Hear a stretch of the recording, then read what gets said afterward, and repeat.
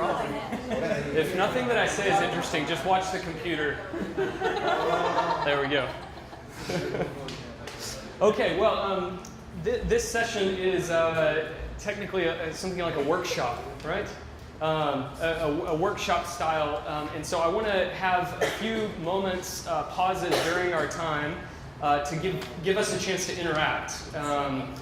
And we'll do this 3 times because the title of this session is there a right way to do apologetics? Okay, so in one sense, my first concern earlier today was to say, I think we need to focus on being theologians, apologists of the cross, not apologists of glory, right? That was a first take.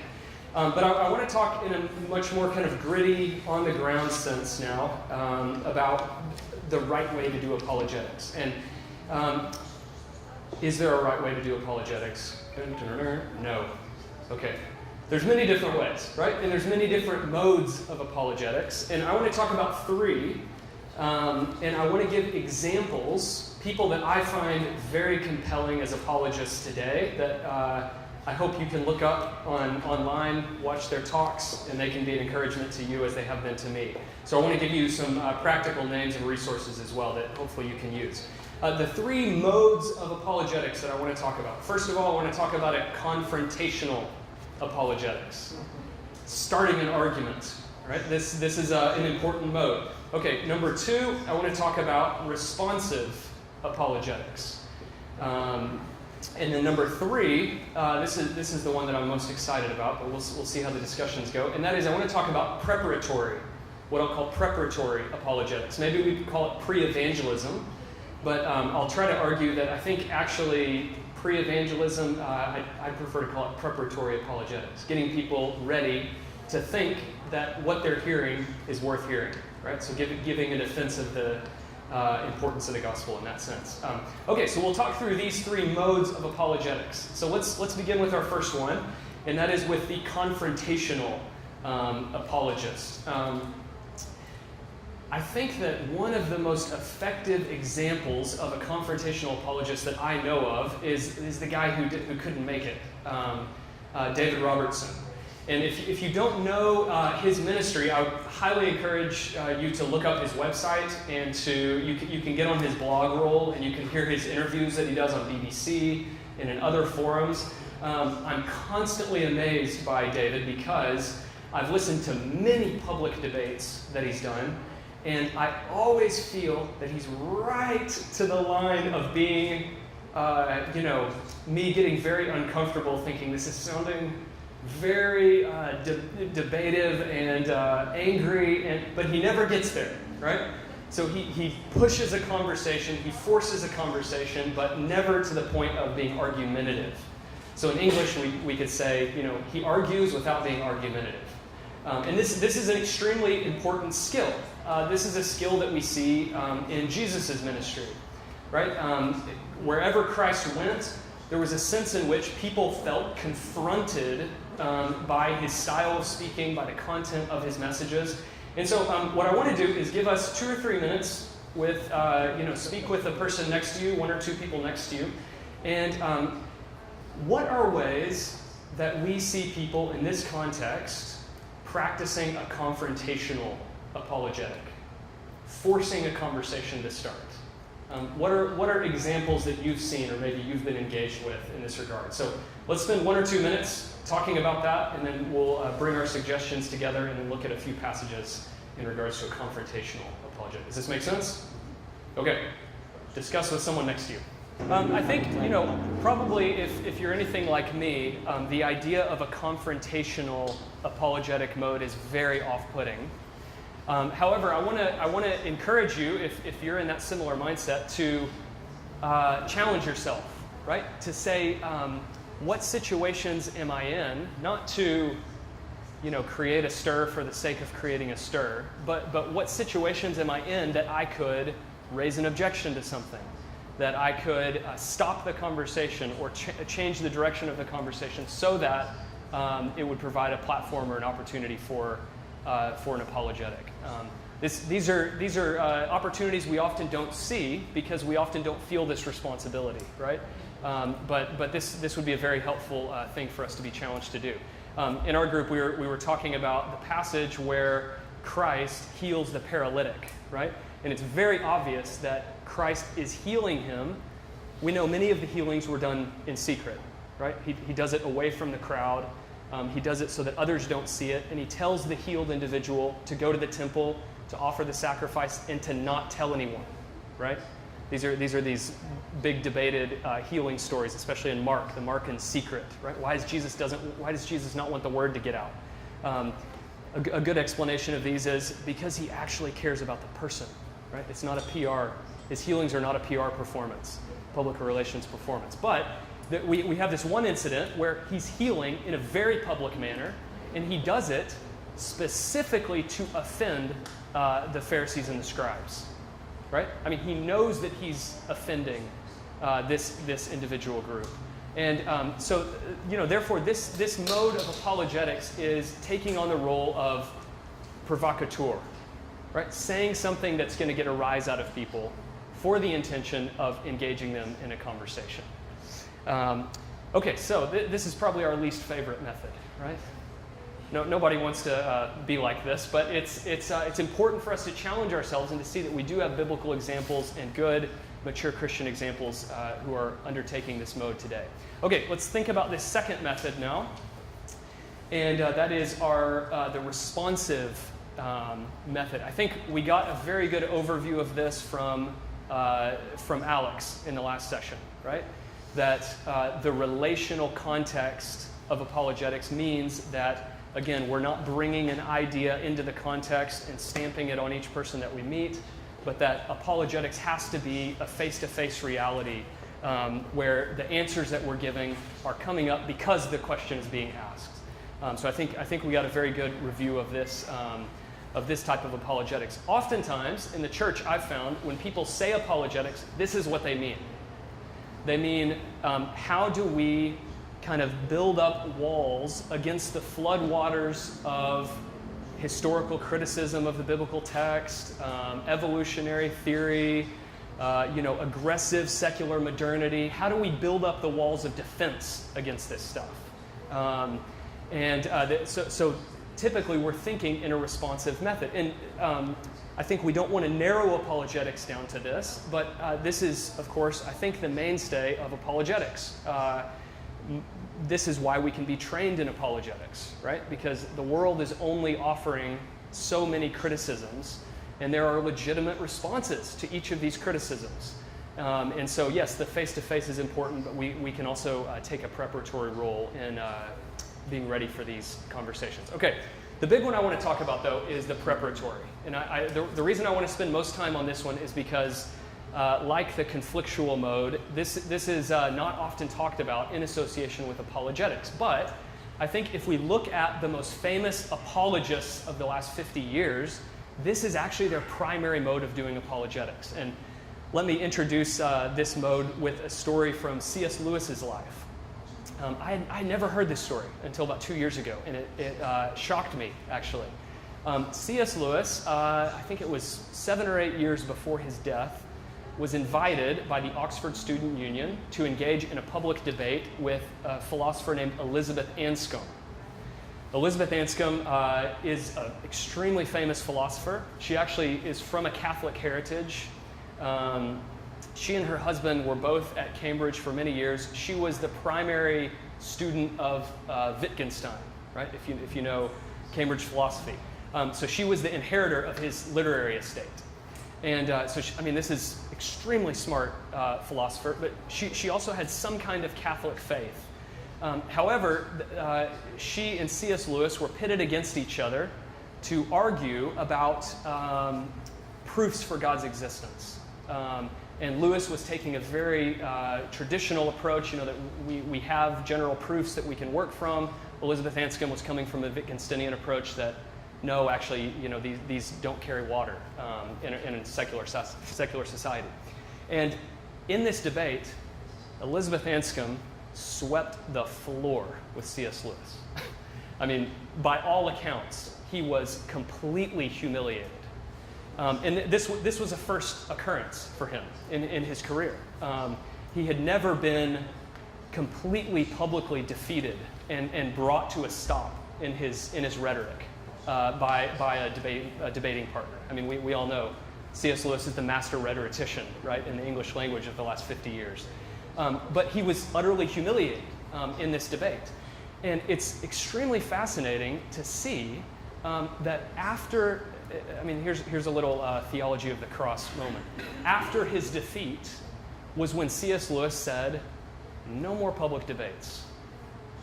Tolkien was right. People need stories. And so he retreated to his house and he wrote the Chronicles of Narnia, right? Which arguably have had a much greater influence than any of Elizabeth Anscombe's arguments, right? In terms of showing the compellingness of the Christian faith. And I say that Lewis acknowledged in this move towards writing stories, he was acknowledging that Tolkien was right, because for years Tolkien had been practicing and trying to convince C.S. Lewis of something very specific about apologetics. And what Tolkien had tried to convince Lewis about was that something new is afoot in the West. Because with the famous atheists of Cambridge, of their generation, something new had happened. Namely, people were rejecting Christianity en masse based on specific principles. Right? It wasn't that they were despairing of the Christian faith. It wasn't that they had lost hope, they were morally weak. It wasn't anything like this. They had principles they were operating from. And what Tolkien was convinced of was that this generation that is producing all of these atheists, they're not going to be capable of producing stories that are interesting. Okay? And these atheists are going to have kids. And the second generation they would have never even heard of Christianity. They would have grown up outside the church with a bunch of boring stories written by secular materialists, right? And so Tolkien said, stop arguing with the current generation and start preparing the next generation to hear the gospel again, right? So what Tolkien's life project was to re-mythologize Western culture. And I think that we can, I'll just state it as a fact, but I think I could argue it, that what he was doing was a preparatory apologetic. He was, in other words, trying to put into the hearts and minds of a generation that rejected Christianity but actually knew nothing of it. Right? He was trying to put in their hearts and minds, without them knowing it, a set of expectations for a savior, for a prophet, priest, and king, like in Lord of the Rings, right? The three Christ figures that he has in that myth, in the legend.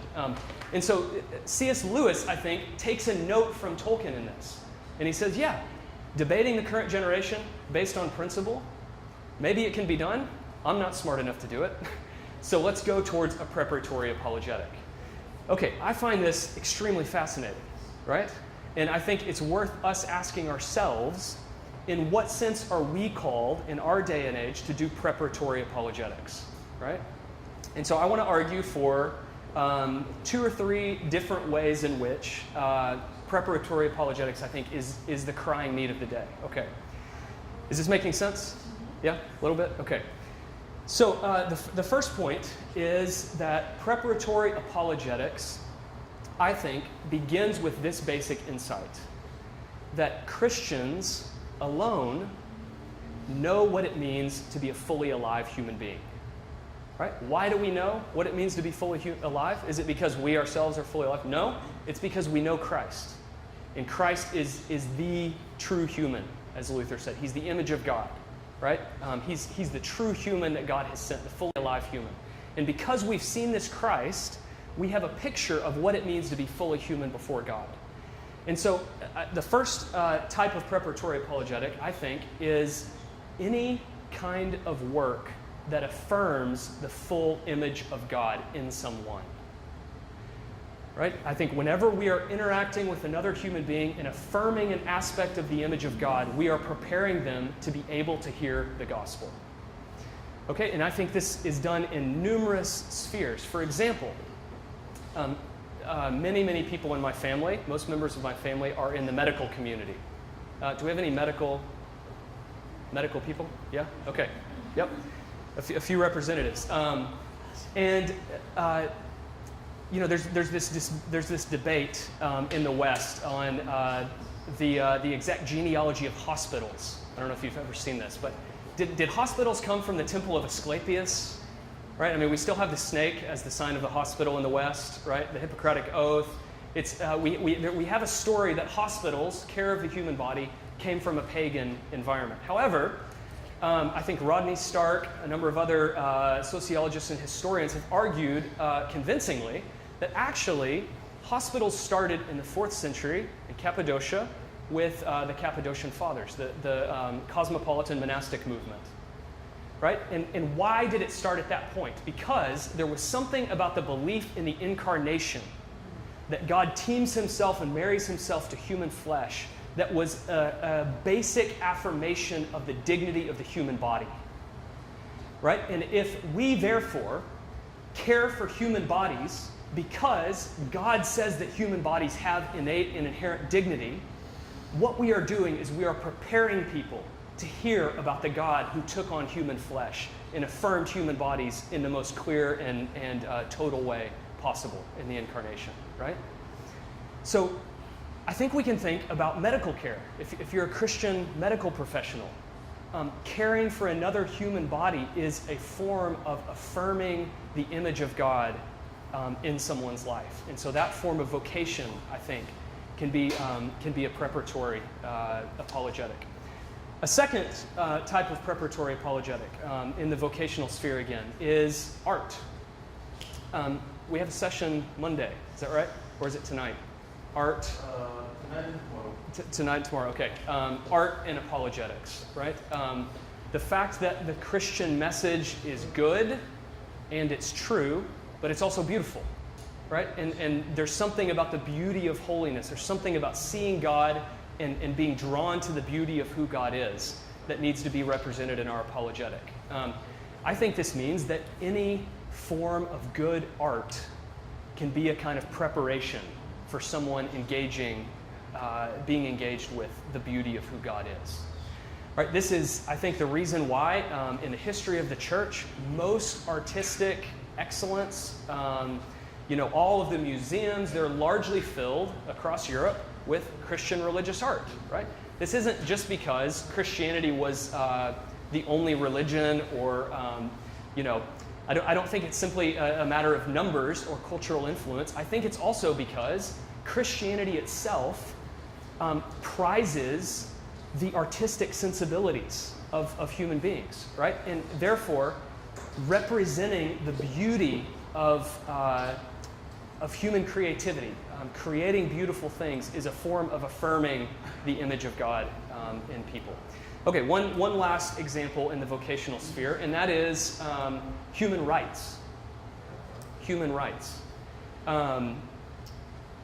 Anytime we advocate on behalf of someone who is excluded, oppressed, not recognized by a society, obviously what we're doing is we are affirming the inherent dignity of that individual, aside from anything they've accomplished or done, right?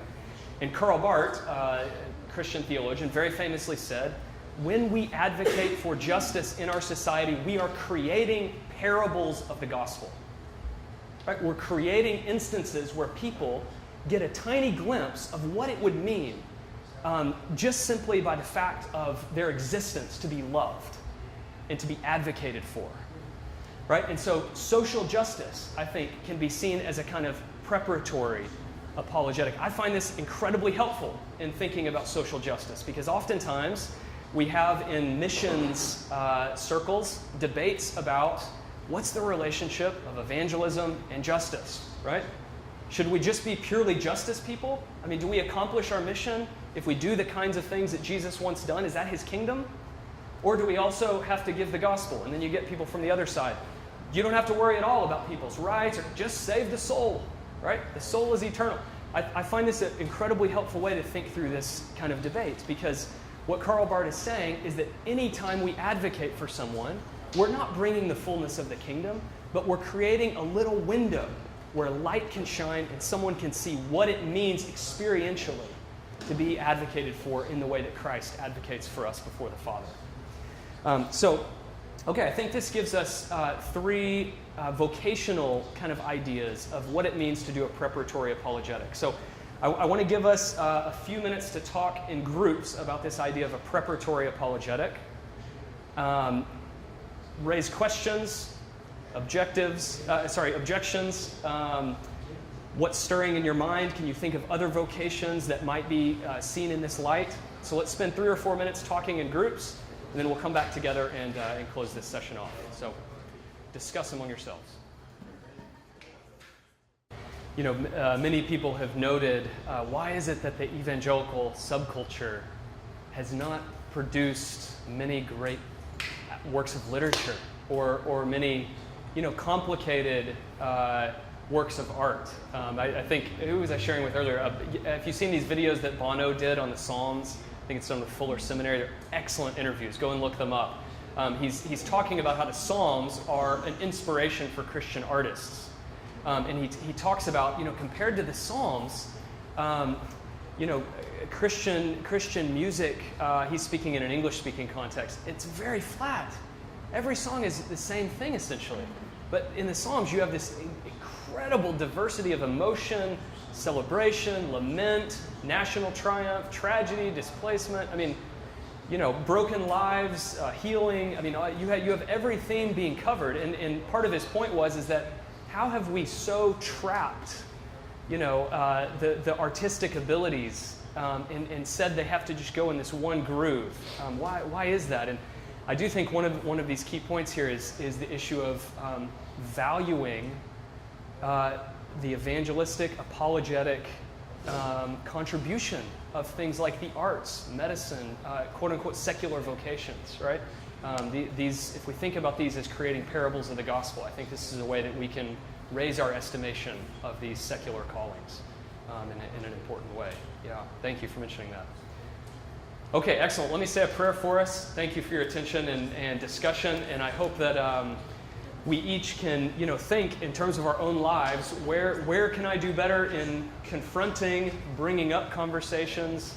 How can I be equipped and trained in responding more effectively? And how is God calling me to create contexts where people are prepared to hear the gospel? So let's ask God for his help in these ways.